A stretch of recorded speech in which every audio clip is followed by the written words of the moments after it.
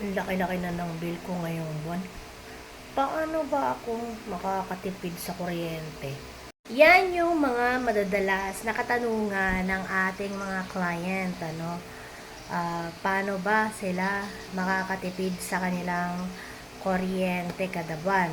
Kasi nga sa nagtataas ang electric bill ngayon, ano, sa pagtaas ng utility grid ng kanilang kilowatt hour na singil.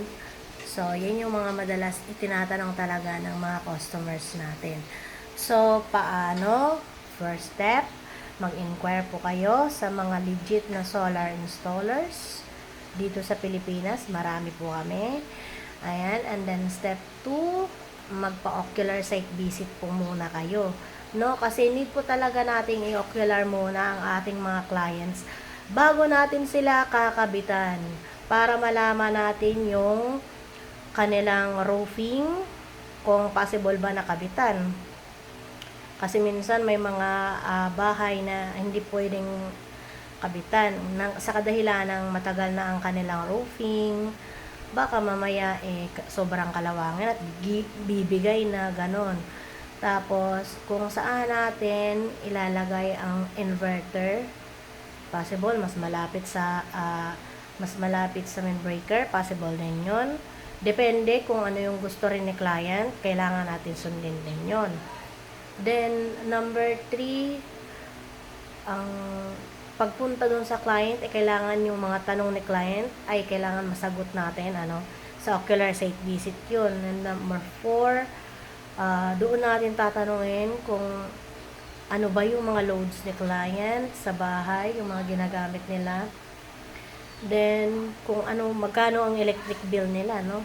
Then, number 5, doon na tayo gagawa ng quotations sa client para ma-determine niya kung magkano yung overall price ng kanyang ipapa-install.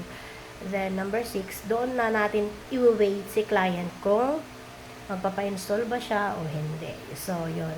Yun lang naman ang process ng ating pagpapa-install ng solar, So, kung may mga katanungan pa kayo patungkol sa solar installation, huwag po kayong magdalawang isip na magtanong. Wala pong bayad sa pagtatanong. Libre lang po ang pagtatanong.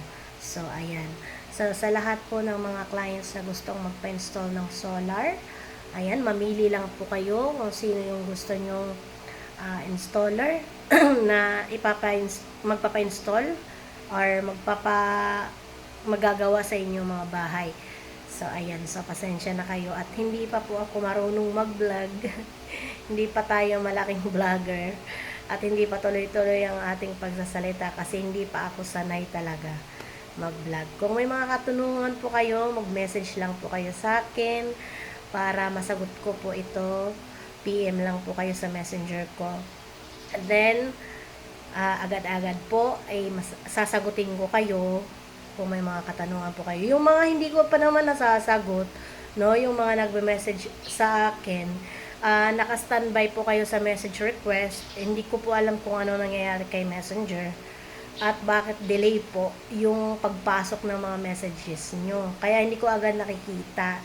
So, meron po tayong incoming pa ng mga inverter, 3.6 kilowatt na inverter up to 10 kilowatt inverter. Yung 12 hindi pa na kasi wala pa, hindi pa na gagawa. So, unahin po muna natin yung mga incoming and then batteries yun. So, may parating po tayong 100 kilowatt and 314 kilowatt hour na battery na tayo.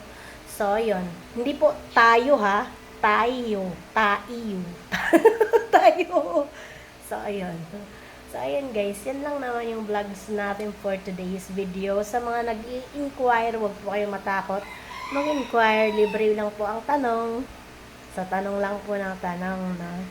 Pero sa mga quotations naman po dyan, bago po ang quotation dapat, ocular site visit po muna natin ang ating client. Hindi kami basta-basta nagbibigay ng quotations pag hindi pa na ocular talaga. Yan. So, yan lang po. Maraming salamat!